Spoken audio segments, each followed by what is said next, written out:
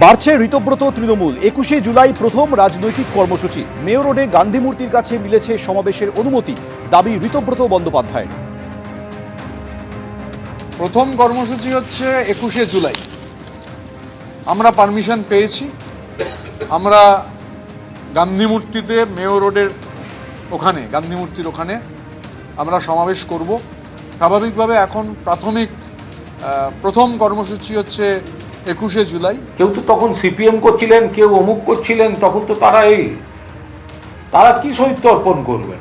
শহীদ তর্পণ মমতা বন্দ্যোপাধ্যায় সারা ভারতকে নজির দেখিয়েছেন, যেটা কোনো আন্দোলনে যদি কেউ শহীদ হন সেই পরিবারের পাশে দাঁড়ানো এবং প্রত্যেক বছর শহীদ স্মৃতি তর্পণ ধারাবাহিকভাবে পালন করে যাওয়া, এটা তো মমতা বন্দ্যোপাধ্যায় দেখিয়েছেন। কারা আজকে এসব করতে চাইছেন?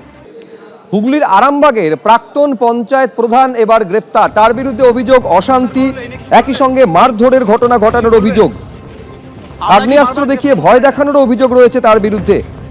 অভিযুক্ত প্রাক্তন পঞ্চায়েত প্রধান আব্দুল আজিজ খান ওরফে লালটু 2018 থেকে 2023 সাল পর্যন্ত লালটু হরিণখোলা 1 নম্বর পঞ্চায়েতের প্রধান ছিলেন। বিভিন্ন মহল থেকে শোনা যাচ্ছিল অফ ক্যামেরা, নির্বাকটা কেন, কি সমস্যা কি? রিসেন্ট টাইমে কিছু বলবেন? কেন গ্রেফতার করা হলো, কেন দাদা কি বলবেন, কেন গ্রেফতার করলো? আপনি মুখে যাচ্ছেন, কি ব্যাপার, গ্রেফতার কেন করা হলো? দক্ষিণ 24 পরগনার ফলতায় কাটমানির টাকা ফেরালেন তৃণমূল নেতা। প্রায় 8.5 লক্ষ টাকা ফেরত দিলেন জাহাঙ্গীরের অনুগামী। স্ত্রী ও আত্মীয়দের মাধ্যমে টাকা ফেরালেন পলাতক তৃণমূল নেতা। মাথা পিছু 60,000 টাকা করে নেওয়ার অভিযোগ সামনে এসেছিল। স্ত্রী ও অনুগামীদের মাধ্যমে সেই টাকা ফেরত দিলেন পলাতক তৃণমূল অঞ্চল সভাপতি। বেশ কিছুদিন ধরেই এলাকা ছাড়া ওই তৃণমূল নেতা, এমনটা দাবি পুলিশের। আবাসে ঘর পাইয়ে দেওয়ার নামে 20,000 থেকে 60,000 টাকা করে নেওয়া হয় বলে অভিযোগ তৃণমূল নেতার বিরুদ্ধে। অভিযুক্তর বিরুদ্ধে অভিযোগ দায়ের হয় এবং তারপরই পলাতক হয়ে যান অঞ্চল তৃণমূল সভাপতি গুরুপদ মণ্ডল। আর এবার 8.5 লক্ষ টাকা ফিরিয়ে দিলেন তৃণমূল নেতা।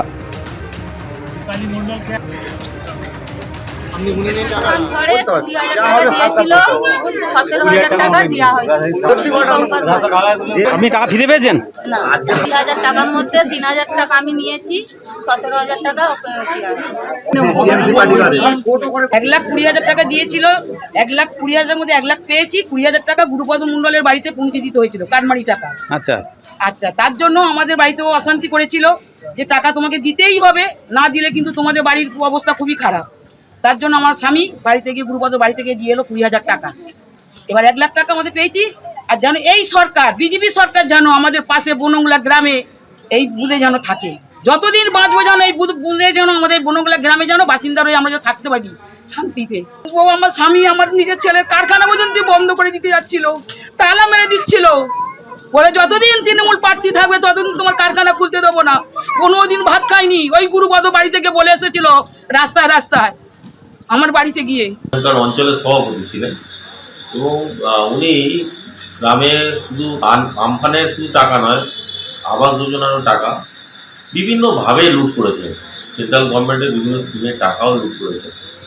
আর আজকে ওনার নামে প্রায় 3-4টে এফআইআর হয়ে আছে, ফলতা থানাতে এফআইআর হয়ে আছে। উনি ইলেকশনের রেজাল্টের পরের দিন থেকে ঘর ছাড়া হয়ে আছেন, ঘরে ঢুকতে পারেননি। স্কুলের ম্যানেজিং কমিটিরও প্রেসিডেন্ট ছিলেন, সেখানেও টাকা তছরূপ করেছে। কয়েক কোটি কোটি কোটি টাকার মালিক এবং সাধারণ মানুষের টাকা লুট করেছে এই গুরুপদ মণ্ডল, উৎপল কাঞ্জি, প্রচুর লোকজন রয়েছে। এবিপি আনন্দ, এগিয়ে থাকে, এগিয়ে রাখে।